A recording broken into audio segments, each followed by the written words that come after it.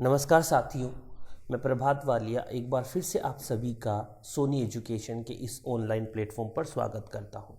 दोस्तों, हम high court, अधीनस्थ बोर्ड एलडीसी या आरपीएससी एलडीसी हर प्रकार की एफिशिएंसी आप लोगों को ऑनलाइन माध्यम से करवाएंगे।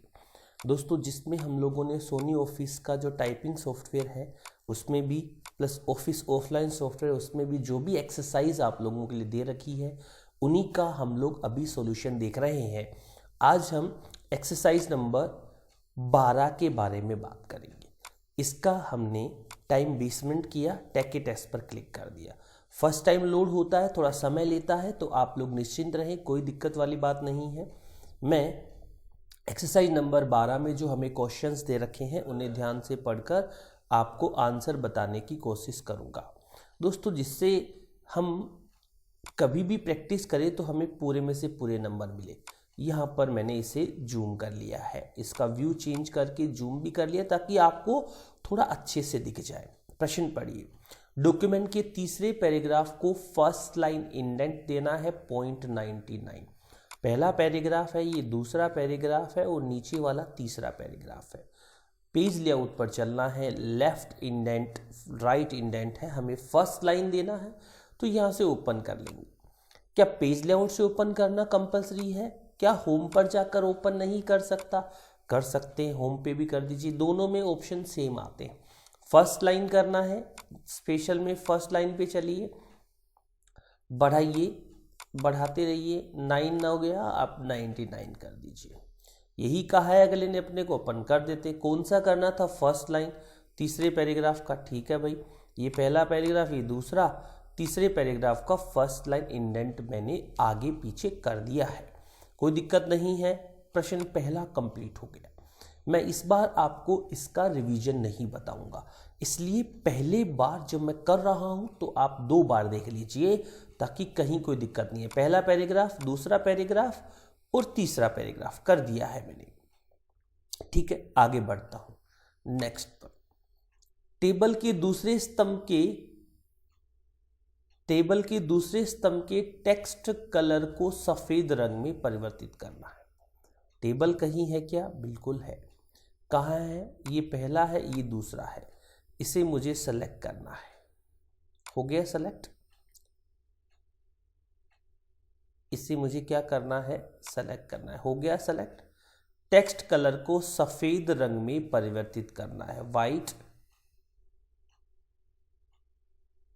ये रहा सफेद कलर जो मुझे सामने दिख रहा है। ये सफेद नहीं है, ग्रे है। सफेद कलर पे क्लिक किया, खाली जगह पे क्लिक किया, क्योंकि बैकग्राउंड इसने ऑलरेडी दे रखा था इसलिए हमें सफेद कलर करवा रहा था तो हमें दिख जाएगा, वरना सफेद कलर में नहीं दिखता है। टेबल के दूसरे स्तंभ यानी कॉलम, ये पहला है, ये दूसरा है, ये तीसरा है, ये चौथा है और ये 5वां है। इसके बाद हम चलते हैं नेक्स्ट प्रश्न संख्या 3 पर। टेबल के चौथे स्तंभ का वर्टिकल अलाइनमेंट बॉटम करना है। पहला स्तंभ है, दूसरा स्तंभ है, एड्रेस वाला चौथा स्तंभ है। सेलेक्ट कर लिया चौथे स्तंभ को। लेआउट पर चले, सेल साइज पर चले, सेल पर क्लिक किया, वर्टिकल अलाइनमेंट का ऑप्शन आ गया, बॉटम कर दिया, ओके कर दिया। जो हमें अगले ने कहा हमने अप्लाई किया और खाली जगह पर क्लिक कर दिया। दोस्तों, हमें सिंपल यही ध्यान रखना है कि अप्लाई करने के बाद हम लोग खाली जगह पर क्लिक कर दें। नेक्स्ट पे क्लिक करते हैं। टेबल के दूसरे कॉलम के टेक्स्ट को अंडरलाइन कीजिए। पहला है, दूसरा, अभी रो नहीं बोल रहा है, ये हर प्रश्न में ये कॉलम का ही जिक्र कर रहा है। सेलेक्ट कर लिया, फिर हम कहाँ पर गए? होम पर, और यहाँ से यू दबाकर अंडरलाइन करके खाली जगह पर क्लिक कर दिया। ठीक है, यहाँ तक। अगली बार नेक्स्ट प्रश्न के लिए हम कहाँ चलेंगे? नेक्स्ट पर। टेबल के चौथे कॉलम के टेक्स्ट को इटालिक करना है।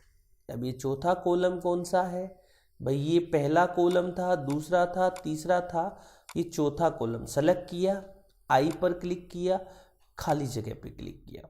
टेबल के सवाल हमें इस बार ये ज्यादा करवा रहा है। पहले पैराग्राफ का बैकग्राउंड रंग हरा कीजिए। कर देंगे हरा। कहाँ है? पहला पैराग्राफ, फिल पे गया, ग्रीन पर गया, खाली जगह पे क्लिक कर। दिया। बहुत शानदार तरीके से आपको मैं करवाने की कोशिश कर रहा हूँ। 7वें प्रश्न पे चलिए। 5वें पैराग्राफ के टेक्स्ट का अलाइनमेंट जस्टिफाई करना है।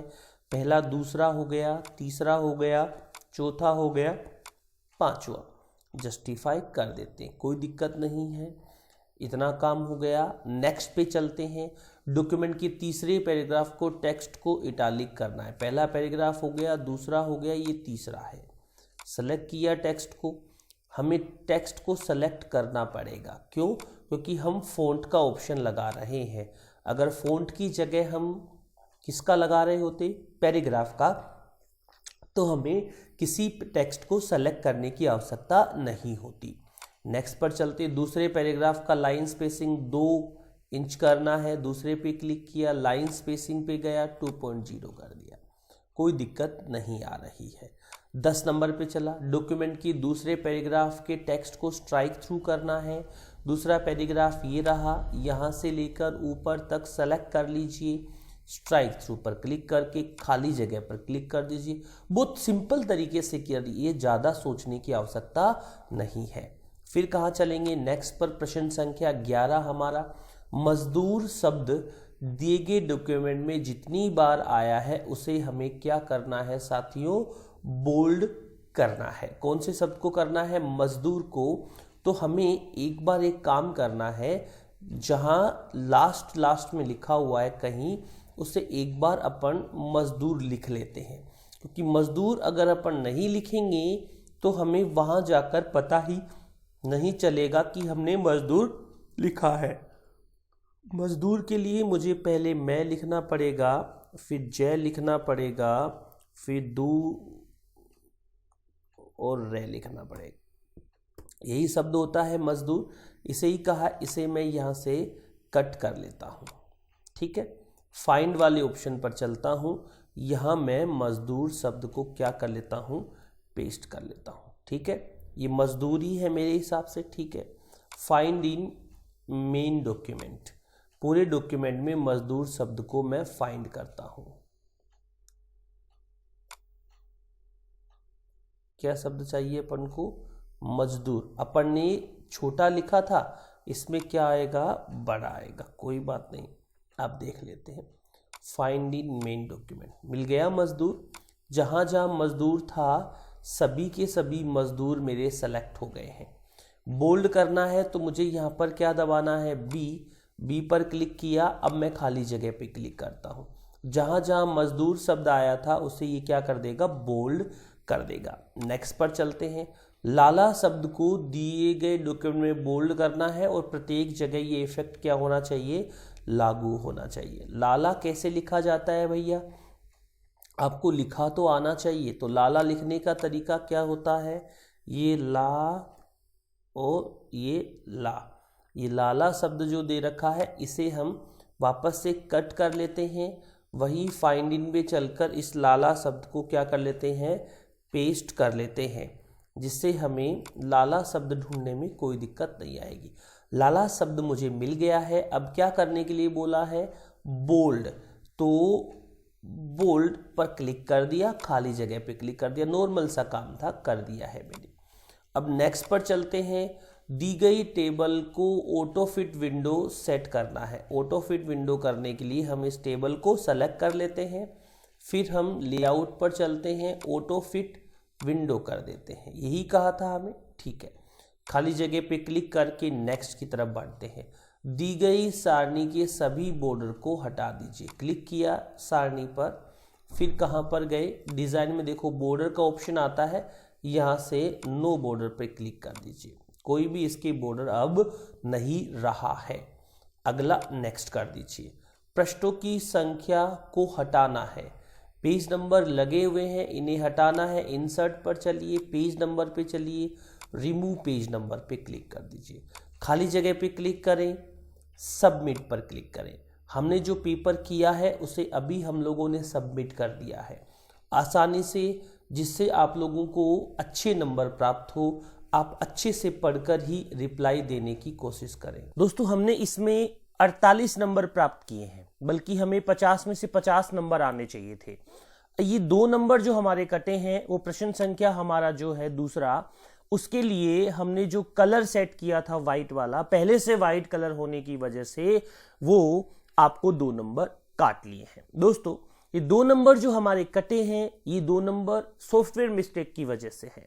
सोनी एफिशिएंसी का जो भी ये 12 नंबर टेस्ट देगा उसके 50 में 50 नंबर नहीं आते हैं, उसे केवल 48 नंबर से ही संतोष करना पड़ता है। आपने अपने सारे प्रश्न बिल्कुल सही किए हैं, ये 2 नंबर केवल सॉफ्टवेयर मिस्टेक की वजह से कटे हैं। दोस्तों आप 50 में से 50 नंबर प्राप्त करने वाले विद्यार्थी हैं, ये 2 नंबर व्हाइट कलर पहले होने की वजह से इधर से उधर हो गए हैं। इसलिए दोस्तों चिंता की कोई बात नहीं है, हमने इस पेपर में भी पूरे में से पूरे नंबर ही प्राप्त किए हैं। दोस्तों आज के इस सेक्शन में, इस क्लास में मैं आप लोगों से इतनी ही बात करूंगा। अगली क्लास तक के लिए आप सभी लोगों का धन्यवाद, आभार।